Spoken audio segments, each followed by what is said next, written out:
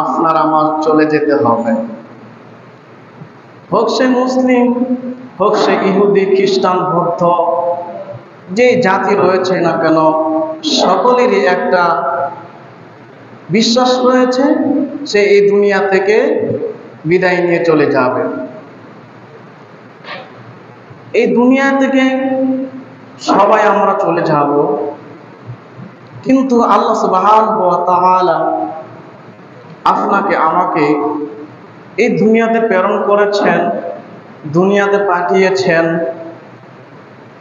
তার কিছু আমরা এই দুনিয়া থেকে কিছু করে যাব। এই জন্য আল্লাহ রাব্বুল আলামিন আপনাকে আমাকে দুনিয়াতে সৃষ্টি করেছেন, ঠিক না?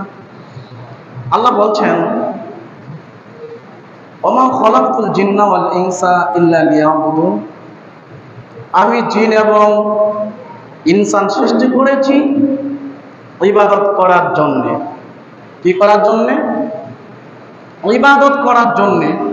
আল্লাহ রাব্বুল আলামিন তার একটা উদ্দেশ্য ছিল, এই জন্য আল্লাহ রাব্বুল আলামিন জিন এবং মানুষ জাতিকে সৃষ্টি করেছেন তারই ইবাদত করার জন্য। সম্মানিত দিনী ভাই, যেহেতু আল্লাহ রাব্বুল আলামিন আপনাকে আমাকে তার ইবাদত করতে সৃষ্টি করে আছেন, তাই ইবাদতটা আপনার আমার করে যেতে হবে মৃত্যু আসার আগে। কি আসার আগে? মৃত্যুবরণ করার আগে। এই জন্যই আল্লাহ সুবহানাহু ওয়া তাআলা সূরাতুল মুলক 66 নম্বর সূরা 2 নম্বর আয়াতে আল্লাহ রাব্বুল আলামিন বলছেন, বিসমিল্লাহির রহমানির রহিম, الذي خلق الموت والحياة ليبلوكم أيكم أحسن عملا। আল্লাহ বলছেন, আমি আল্লাহ রাব্বুল আলামিন মৃত্যু এবং জীবন দিয়ে সৃষ্টি করিয়াছি। কি দিয়ে?